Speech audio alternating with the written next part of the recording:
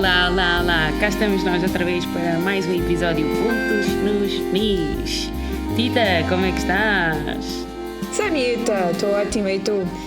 Bem, principalmente agora com esta dor que trazemos aqui hoje, que é... Esta passagem nunca me sai bem. Devia ter sido mais. Esta passagem nunca me sai bem. Não sei. Exato. É que não preciso de exagerar mesmo, porque toda a gente sente essa dor de vez em quando. Mas então, se essa é a tua dor, oh Tita, é simples.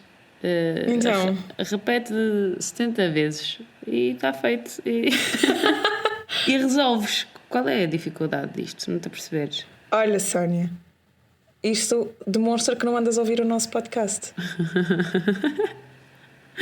Nós já falámos sobre isto, Sónia.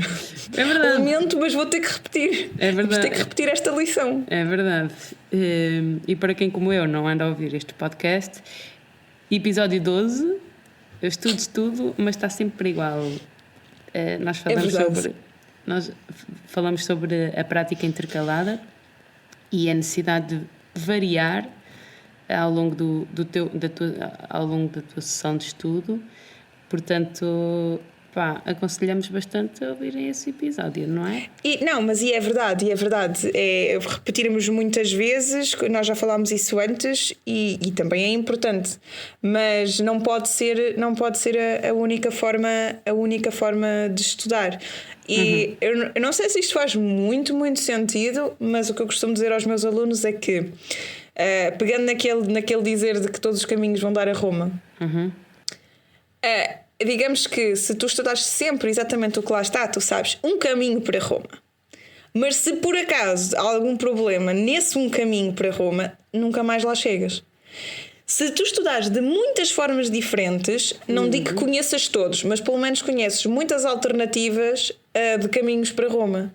Portanto, se a meio da viagem tiveres que fazer um detour, consegues. Se precisares fazer ali um desviozito, consegues e chegas ao destino. E chegas bem ao destino. Pronto. E esta normalmente é assim a imagem que eu costumo dar aos meus alunos. Não sei se é muito boa ou não, mas eu acho que pelo menos talvez esclareça um pouco a necessidade do fazer. A necessidade de variar, não é? Ao longo do estudo. Precisamente. Exatamente.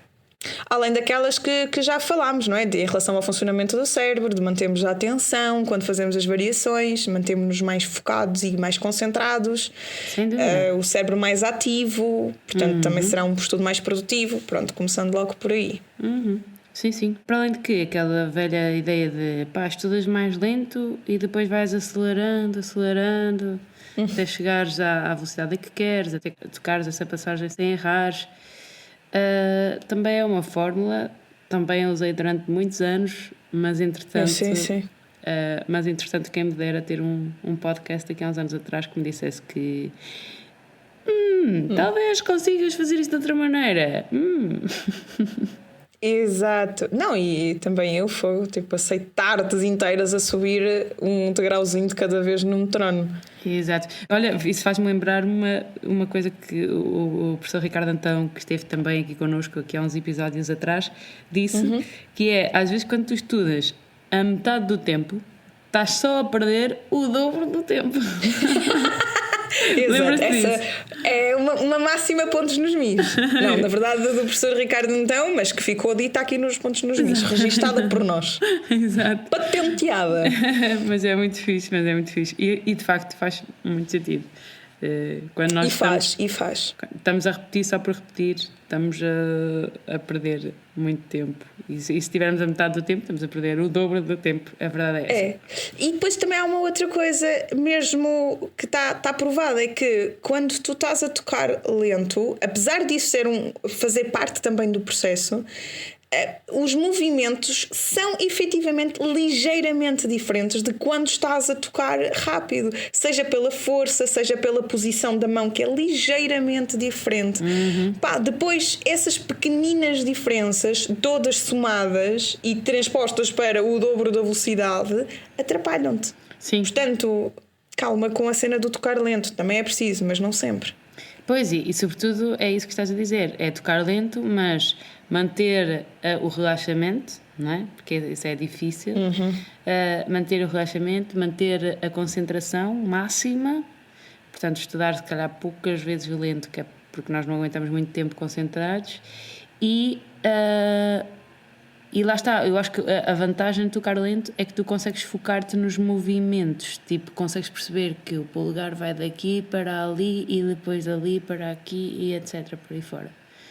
E acho que esse mapa que tu crias vai ajudar-te a consolidar a passagem na tua cabeça. Portanto, principalmente quando estás a ler, ou depois de ler, estás ali a treinar a sequência. Sim, e para instrumentos harmónicos também é fixe tu tocares lento, até por uma questão de coordenação das mãos. Às vezes, se tocas muito rápido, parece que a coisa não vai muito coordenada, ou aquilo até sai, mas se calhar não tens a plena consciência de todos os movimentos que estás a fazer e exatamente em que notas é que, quando é que a mão esquerda entra em relação à mão direita e não sei o quê.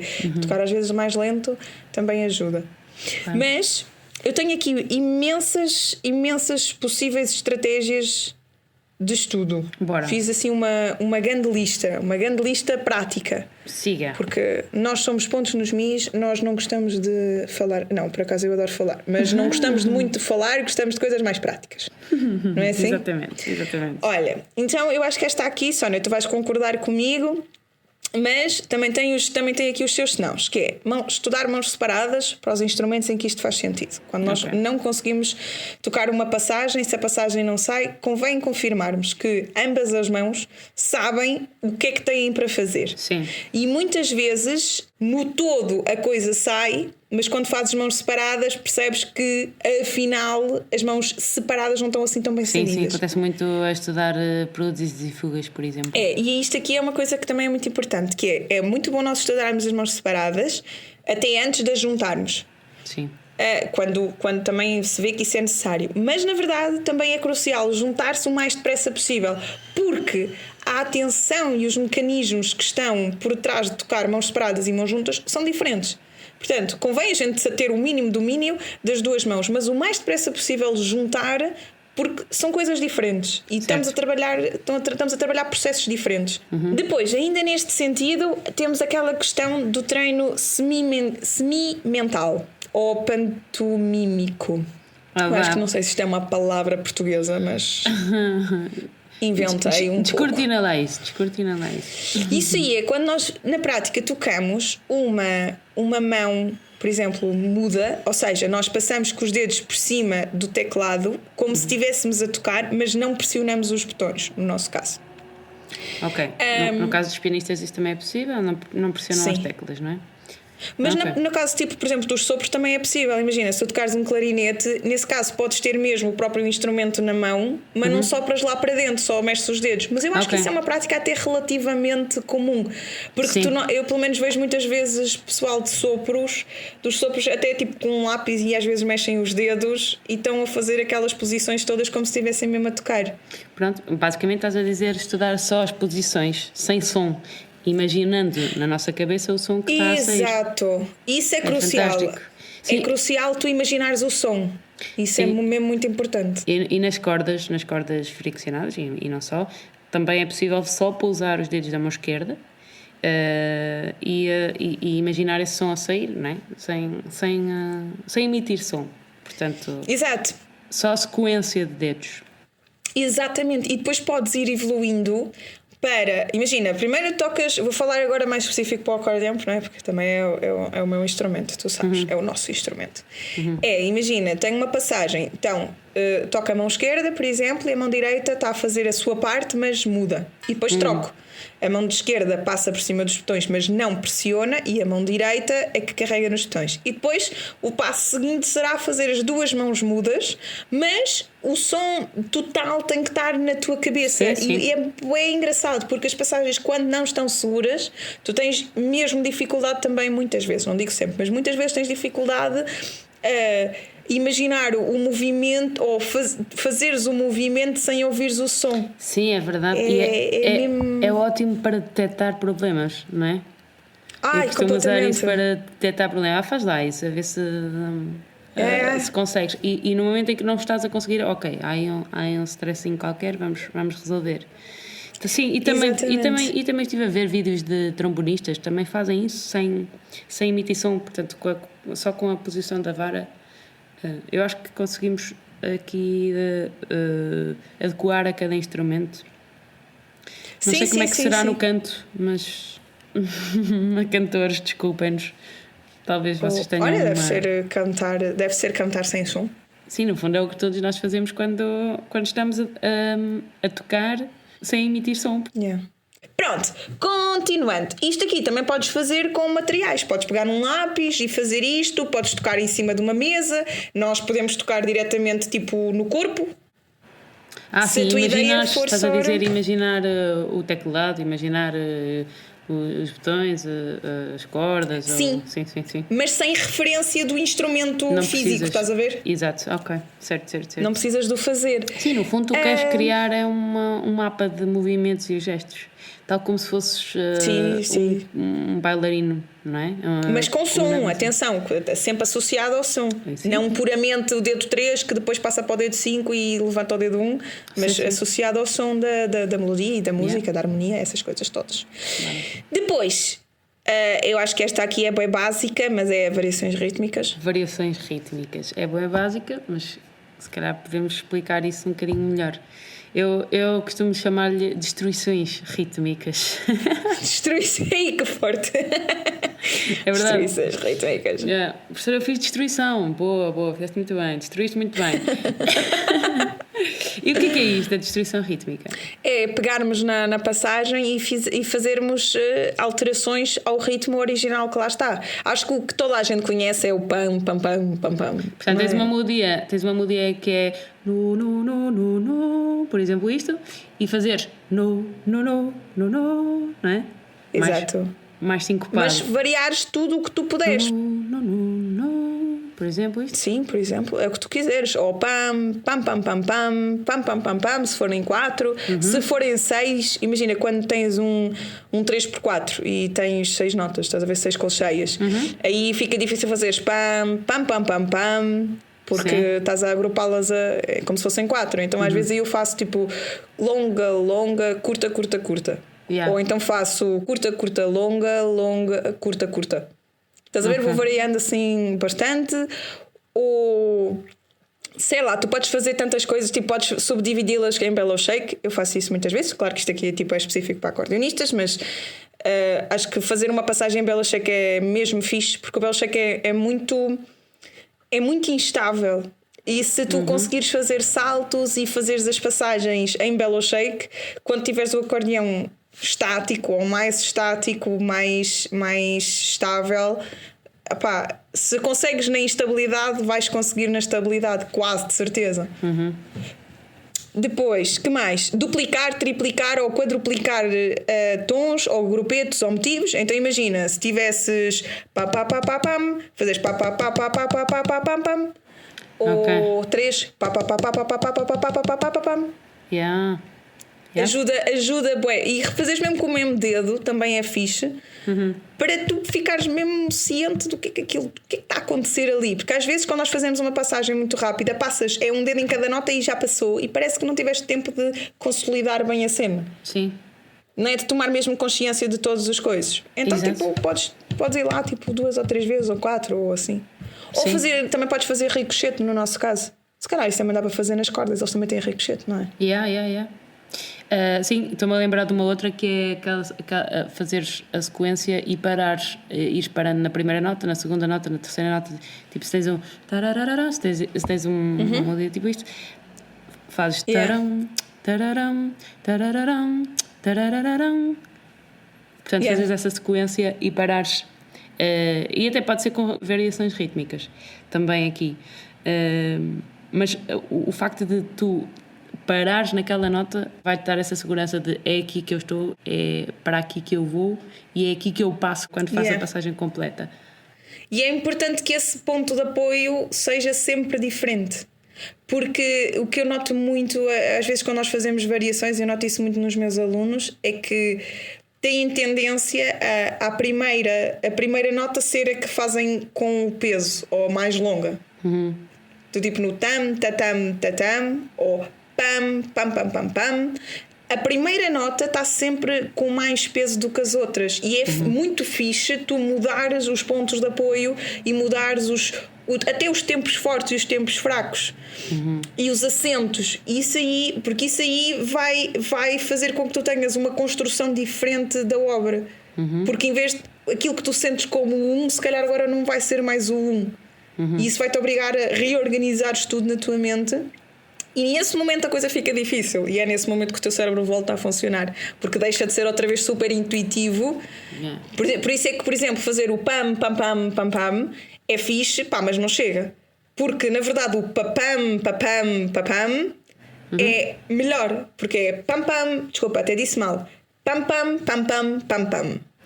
Assim é que a nota curta está no primeiro, é que está no peso. Isso faz toda a diferença. E depois podes fazer isto. Lá está, imagina, podes mudar o compasso. Se tens um 3x4, porque é que não tocas um 6x8? Exato. Para mudares o fraseado. Ou porque é que não mudas a direção? Imagina, tens uma frase que tu pensas, ok, é crescendo e depois de crescendo. Então faz ao contrário. Começa forte, vai para piano e acaba outra vez em forte. Sim. Faz coisas contra-intuitivas também. Sim, isso também é bom. E mudares o caráter da peça também, que é engraçado. Te remete mais para uma questão mais melancólica, para uma ideia mais triste da melodia. Pá, imagina que estás numa alta festa a tocar aquilo, e como é que tu tocarias essa passagem se assim fosse? Mesmo. E podes, tipo, quando tu tens ritmos que sabes que pertencem a uma espécie, sei lá, imagina, tens um ritmo qualquer que tu defines que é muito tanguístico, não é? Por exemplo, 1, 2, 3, 1, 2, 3, 1, 2, 1, 2, 3, 1, 2, 3, 1, 2. Tu podes fazer isso com qualquer 4x4. Qualquer. E no instante, tipo, é fixe porque estás a treinar coisas diferentes e vais estar a fazer acentuações, certamente, num sítio onde não tem essa acentuação. Opa, e também é fixe porque estás a fazer duas coisas ao mesmo tempo, não é? Estás tipo ali a fazer uma fusion de uma peça qualquer romântica com tango e está a soar diferente, tu próprio estás a desenvolver-te noutras áreas, não só tecnicamente aquela passagem, mas tipo, estás a abrir um bocadinho os horizontes. Eu divirto-me imenso a fazer essas coisas. Eu pego nas melodias, já estou, e se for uma melodia da mão direita, por exemplo, já estou eu com os baixos tradicionais a fazer ritmos diferentes e que vão desde o tango à música brasileira, só para navegar um bocadinho na maionese através daquela música. Sim. É mesmo isso. Ok, vamos continuar. Sim. O que é que eu tenho mais aqui? Tenho irmos mudando o foco da atenção. Ou seja, isto aqui acho que funciona melhor para instrumentos harmónicos.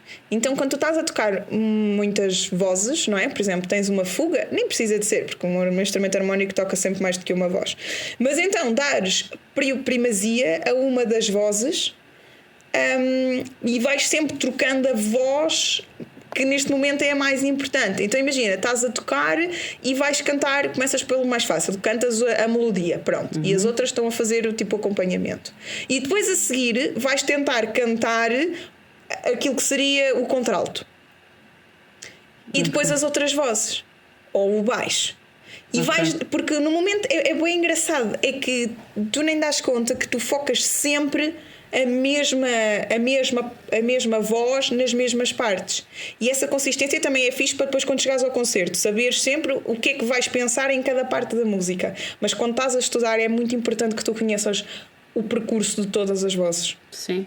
E podes até para levar isto a outro nível, que é, tocas só uma voz e as outras ficam mudas. Tocas os botões na mesma, só que vais ouvir aquela voz isolada. Pá, fica bem difícil. Fica mesmo difícil. Mas aí é que tu também consegues perceber mesmo qual é que é a articulação que estás a fazer. Porque às vezes estás tão preocupado só com a melodia, em fazer passar a melodia, que as outras estão tipo um bocado, olha, qualquer coisa que está ali a encher. Sim, é e verdade. Ali não. É verdade. Salientas todas. Individualizares. Olha, e falaste aí da articulação, que também é bem importante. A variação da articulação. Sim. Vezes. Sim. Ora tocas legato, ora tocas staccato, ora tocas scarlato. Adoro scarlato, essa é muito boa, Sónia. Que mais? Imagina, isto aqui é uma estratégia que podes também, acho eu, aplicar em todo lado, que é arranjares imagens que são facilitadoras daquilo que tu andas à procura, do som que tu andas à procura. Porque muitas vezes nós teorizamos demasiado sobre o movimento, e muitas vezes, se tu pensares que aquilo é só um rio a fluir, ou que é uma cascata, Sim. ou que é o vento, a coisa fica muito mais fácil. Sim. Se tiveres uma imagem, tu vais à procura do som e automaticamente o teu corpo vai fazer aquilo que tu queres ouvir, e não vais estar a pensar movimento a movimento o que é preciso tecnicamente fazer para obter aquele resultado. E depois, no dia da audição ou no dia do concerto, é muito mais fácil tu lembrares-te de folhas e fazeres do que estares a pensar, sim, é aqui aquele momento em que eu só pressiono o botão até não sei onde e puxo follow e carrego no registro não sei o quê. Tipo, isso é demasiada informação. Pensares em imagens é muito fixe para compactar uma série de coisinhas numa só. É verdade, sem dúvida. E depois, por fim... merci. E depois, por fim, podes tocar noutras posições. Imagina, se tu estás constantemente a tocar de pé, podes experimentar tocar sentado, ou podes experimentar tocar em cima de um pé, ou em equilíbrio. Isso o professor Ricardo Antão também falou sobre isso. Ele falava em cima da cama, não era? Em cima da cama, por causa da instabilidade. É verdade. Yeah. Mas imagina, também podes experimentar tocar deitado, se conseguires, se o teu instrumento permitir. Porque aí vais experienciar tocar o teu instrumento numa posição diferente em relação à gravidade. É estares a tocar desconfortável, no fundo, não é? Que esse desconforto não seja um problema no teu foco e na tua concentração. Eu acho que é conheceres a obra de tal forma, de conhecê-la de todos os prismas e mais algum. Ok. É que tu conheces a obra a pensar na voz, a ouvir, a conseguires ouvir mais o soprano, a conseguires ouvir mais o baixo, a conseguir ouvir mais aquele ritmo, aquela articulação, a dar mais importância àquele acento ou ao outro. Pois no momento da performance, aconteça o que acontecer, é um bocadinho mais difícil estares a ser surpreendido, porque muitas vezes o que eu acho que acontece é que no dia da performance tu estás com uma atenção de tal forma aguçada, estás a ver, que tu ouves e vês coisas que jamais ouviste e que jamais viste na partitura. E aqui não, se tu explorares isto tudo, vai ser difícil ser surpreendido por uma nota que não conhecias. Sim. Espera lá, agora de repente aquela nota daquela harmonia parece que hoje está muito presente, mas tu já a conheces, é tranquilo, isso não te vai distrair, não te vai demover do teu caminho. Depois, para terminar aqui as minhas coisas, eu tenho duas máximas que... Duas não, são três, que eu ouvi de um professor. A primeira, e esta aqui é muito conhecida, que é play slow, think fast, play fast, think slow. Que é tipo, se tocas rápido tens que pensar lento, se tocas lento tens que pensar rápido. Porque senão a coisa não flui. Porque se estás a tocar rápido tu não podes estar a pensar em todas as notas, e se pensas rápido ficas em stress. Se pensas demasiado lento porque estás a tocar uma cena lento, isso aí também te distrais, porque o pensamento vagueia.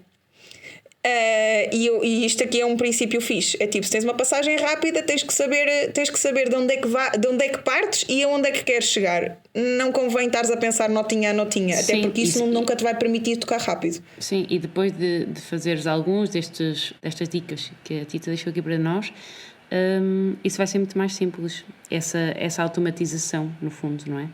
Exatamente. E quando estás a tocar lento e tens que pensar rápido, às vezes é uma subdivisão. Em vez de estás a tocar uma semibreve, se calhar pensa num tam tam tam tam tam. Exato. Em vez de um tam tam, não é? Exato. Porque perdes aquela sensação, perdes o ritmo, perdes o andamento, não é? Quantas vezes é que a gente a tocar lento ainda toca mais lento do que aquilo que lá está. Perde a energia, perde a direção, e assim certamente que não vai perder. Depois, outra coisa é, tudo tem que ser rítmico, porque se tudo estiver ritmizado, não sei se isto também é uma palavra, mas não faz mal, está tudo organizado, e se está tudo organizado e estruturado, a possibilidade de falhar é muitíssimo inferior. Ou seja, mudanças de registro, mudanças de páginas, o que seja, se tiver tudo ritmizado, até para um salto. Se tu souberes, se o movimento para o salto, e especialmente nós que não olhamos para os teclados, se esse salto acontecer dentro de um ritmo, com um andamento, com uma pulsação, a probabilidade de tu falhares também é inferior. Não significa que seja zero, porque nunca é, Claro. mas é inferior. E depois é a antecipação. Se vocês não anteciparem, não é no momento em que têm que tocar a nota depois do salto, se vocês pensarem nesse momento, vocês vão falhar. Porque os saltos têm que ser preparados e têm que ser preparados mentalmente. Então nós temos que decidir em que nota é que eu vou pensar naquele salto ali da frente. Porque se eu chegar ao salto e decidir pensar nele, já falhei. Ou vou chegar atrasada, não é? Bom, isso é óbvio. Sim, o tal mapa. Portanto, antecipar, exatamente. Aonde é que eu vou pensar em quê? E depois também, na verdade, estudar para isso. Isso acho que são assim também umas dicas fixes. E que funcionam. E que funcionam muito bem. Perfeito. Tita, vamos para a nossa última parte da conversa, que é... Vamos. Que já vai longa. Aqui eu estou mais ansiosa para ouvir. Diz-nos aqui o que é que nos trouxeste. Eu trouxe uma passagem de uma peça para piano e clarinete, mas que eu estou a tocar a parte do piano, e o final é um como é que é? Dance Prelude do Lutoslavski. Ok. E então eu trouxe mesmo a passagem final, que para mim é matadora, do quinto andamento. Portanto, é mesmo a última página da obra. Ok. Então, vamos ouvir essa passagem que tu tiveste a estudar e que tiveste a amabilidade de gravar para nós ouvirmos, e obrigada por isso.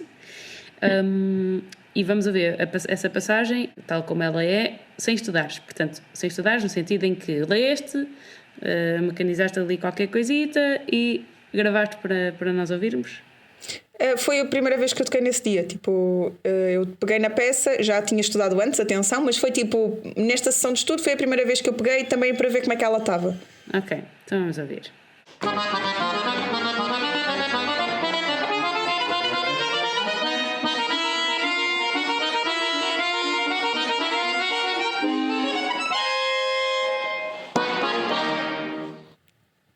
Muito atrapalhona. Espetacular. Eu estava tipo ali a experimentar a ver como é que aquilo estava. Pronto, e não estava muito bem. Ok. Siga. O que é que fizeste a seguir? Primeira gravação.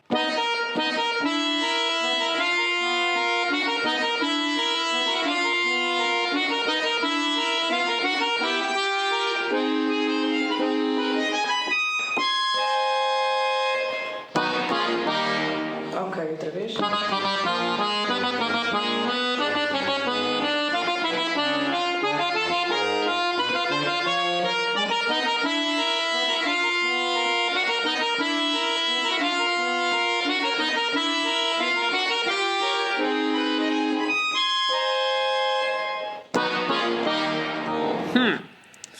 Esta aqui foi os dois primeiros tempos rápidos e o último longo. Tatatitatara, titatitatara. Estás a ver? Destruição rítmica. Exato, e no final foi um pam, tati, tati, ti. Pronto, um ritmozinho só para a coisa não ficar igual. Mais swingado, gostei. Segunda gravação, vamos ouvir? O que é que fizeste a seguir?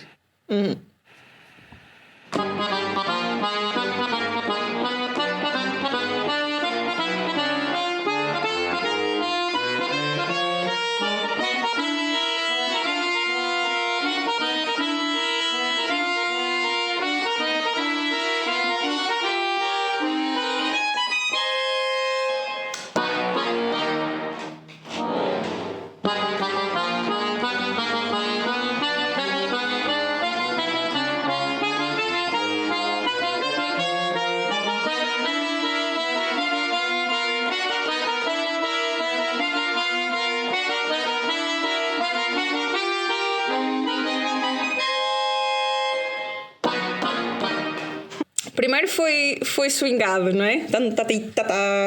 E depois a seguir foi com Bellow Shake. Ok. Foi aquilo que eu também já tinha falado lá atrás. E agora, terceira variação, vamos ouvir? Vamos, já nem sei o que era esta.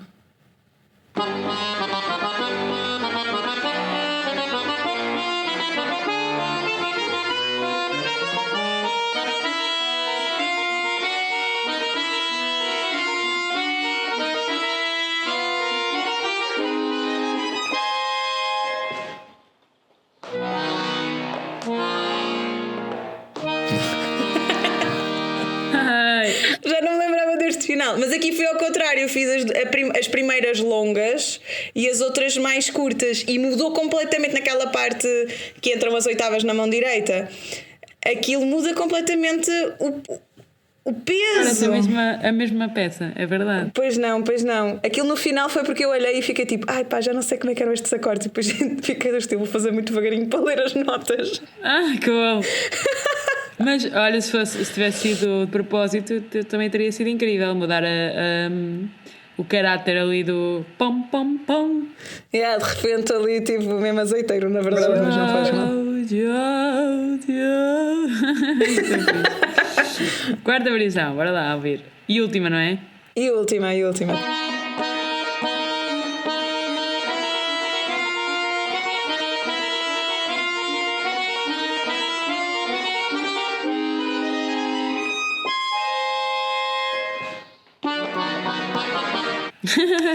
Esta aqui foi muito difícil de fazer porque tem aquela nota intermédia a fazer duplas, a fazer duas.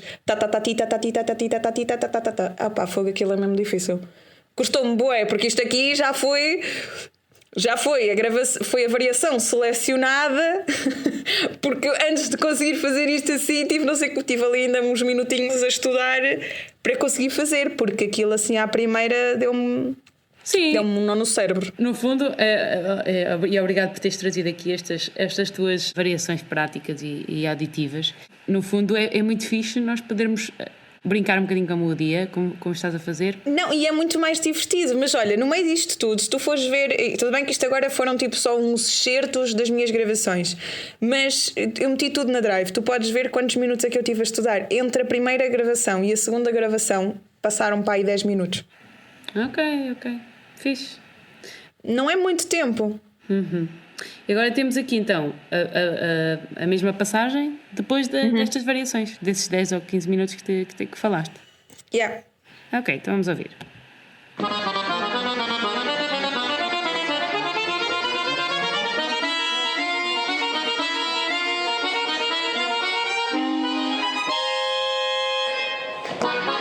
Eia bem. E saiu bué da fixe. Fiquei bem contente. Agora fiquei do estilo. Agora tenho que manter. Que consistência, altamente. Foi fixe, foi mesmo fixe. Fiquei bem contente, mas lá está, tipo, imagina, a primeira vez que eu toquei, tudo bem, também era a primeira vez que eu estava a tocar no dia, mas isso também mostra qual é que era a minha capacidade de tocar aquilo à primeira, de estalo. E não era não era terrível, mas quer dizer, na verdade era mau. Pronto, não vamos estar a tentar pôr aqui paninhos quentes. Era mau, se aquilo corresse assim em concerto, eu ia ficar mesmo chateada. Claro. Mas não foi preciso muito para aquilo soar. Tipo, também não é a primeira vez que eu estou a estudar isto, também é verdade seja dita. Mas a questão é que se uma pessoa estudar sempre assim, pá, a consistência no resultado tem que ser maior do que estudar exatamente o texto que lá está, como lá está. Sim, mais lento e depois ir aumentando a velocidade e tudo mais, pronto, sim. De facto, e torna o estudo muito mais dinâmico e ativo. E divertido, e estimula a criatividade e melhoras. Pá, às vezes há coisas que tu te propões a fazer enquanto estás a fazer estas variações, como estavas a dizer, e eu concordo absolutamente e subscrevo, que são tão difíceis que tu acabas por estar a trabalhar ali outras coisas super importantes, seja de coordenação das mãos, seja tipo uma polirritmia. Bom, eu detesto polirritmia, mas é muito bom trabalhar polirritmia. Fogo, eu acho que é muito difícil, é das coisas mais difíceis para mim. Pois é. E é mesmo fixe, tu estás a treinar isso, estás de certeza a desbloquear coisas dentro da tua cabeça. Sim. Estás de certeza a abrir novos caminhos neurológicos, sei lá. Sem dúvida, sim.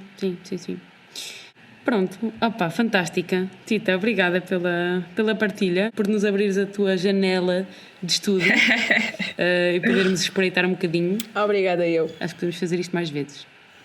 É bem desafiante também para quem vai gravar. Tu ficas tipo, hoje então vou estar com extra atenção no meu estudo porque isto está a ser gravado. Mas espera aí, gravar-me? Para quê? Boa, Sónia! Afinal andas a ouvir os nossos episódios. Sim, para quem não apanhou esta piada, episódio número 8. Gravar-me? Para quê? A importância de nos gravarmos. Ok, eu estou a vender demasiado hoje o nosso podcast. Vamos terminar. Eu acho que foi fixe. Sim, senhora. Espero que tenham anotado aí algumas dicas. E espero que experimentem e que seja útil. Experimentem mesmo. E partilhem connosco as vossas dicas também. Íamos adorar saber. Mesmo. Sim, sim. Especialmente instrumentos que nós não conseguimos, se calhar, ajudar tanto. Sim. Ok, maltinha. Fiquem bem. Beijinhos. E até ao próximo episódio. Beijinhos!